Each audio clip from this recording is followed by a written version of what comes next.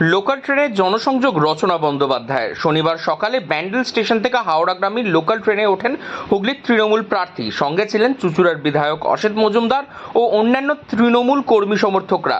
Ticket কেটে ট্রেনে ওঠেন তিনি।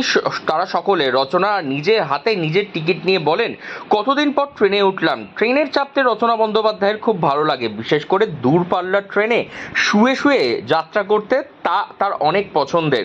ব্যান্ডেল, হুগলি, চুঁচুড়া, চন্দননগর প্রতি স্টেশনে নেমে যাত্রীদের সঙ্গে জনসংযোগ করেন রচনা বন্দ্যোপাধ্যায়। ট্রেনের ভিতরে যাত্রীদের সঙ্গেও কথা বলেন তিনি। রচনা জানান, তিনি রোড শো করেছেন বিভিন্ন জায়গায়, সেখানে হয়তো যারা চাকরি করেন কলকাতায় যান, হুগলির ভোটার তারা থাকতে পারেন না, তাই তাদের সঙ্গে দেখা করতেই সকাল সকাল ট্রেনে স্টেশনে জনসংযোগ করলেন তিনি। অনেকদিন পরে হাতের টিকিটটা কতদিন পরে দেখলাম, বাপরে বাপ। ট্রেনের টিকিট অনেকদিন পরে হাতে নিলাম, কিন্তু আমার খুব ভালো লাগে ট্রেন সফর করতে, আমি খুব ভালোবাসি। ট্রেন যাত্রা আমার খুব প্রিয় যাত্রা, কিন্তু রাত্রেবেলা শুতে পারলে আরো বেশি মজা লাগে।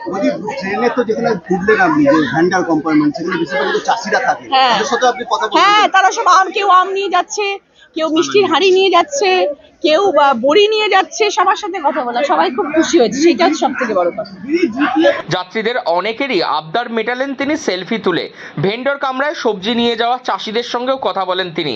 চন্দননগর স্টেশনে নেমে চা খান। সেখানে চন্দননগর হাসপাতালের এক চিকিৎসক রচনাকে গান গেয়ে শোনান। ব্যান্ডেলের বাসিন্দা কুসুম ঘরামি নামে এক মহিলা, তিনি দিদি নাম্বার ওয়ানের মঞ্চে গিয়েছিলেন।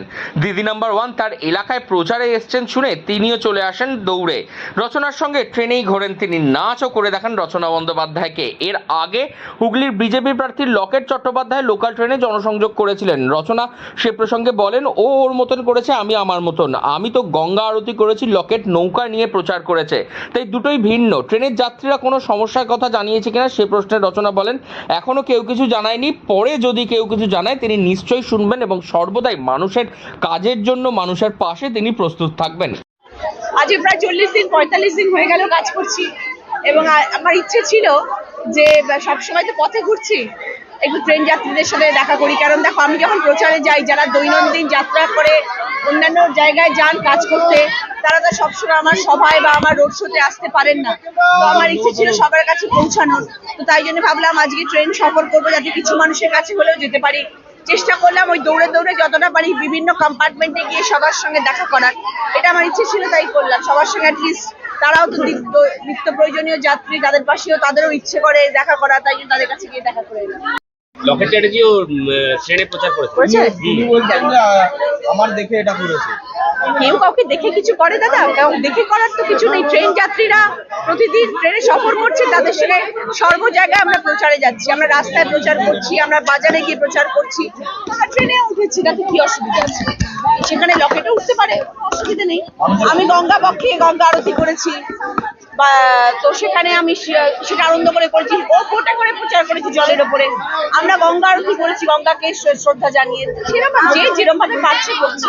ব্যান্ডেল থেকে চুঁচুড়া স্টেশন পর্যন্ত ট্রেনে যাননি, কতটা কি অনুভব? অনেক ভালো লাগলো। ব্যান্ডেলসরা যেখানে বসে, যারা হাওড়াতে মালটাল নিয়ে যান, তাদের সাথেও কথা বললাম। প্রচুর জিনিসপত্র নিয়ে তারা প্রত্যেক দিন কষ্ট করে যান।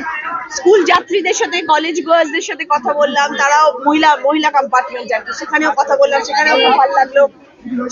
সকলে যেখানে একসাথে ওঠেন, ছেলে মেয়ে সবাই একসাথে, সেই কম্পার্টমেন্টে উঠলাম, তাদের সাথে কথা বললাম। যারা অফিস যাচ্ছে, ভালো লাগলো, তারাও খুব খুশি হলেন। কারণ তারা বলছে যে আমরা তো আপনার রোড শোতে সবসময় থাকতে পারি না, আপনি উঠলেন বলে আপনার সাথে দেখা হলো। হুগলিতে পঞ্চম দফার নির্বাচনের আর হাতে গোনা মাত্র কয়েকদিন বাকি।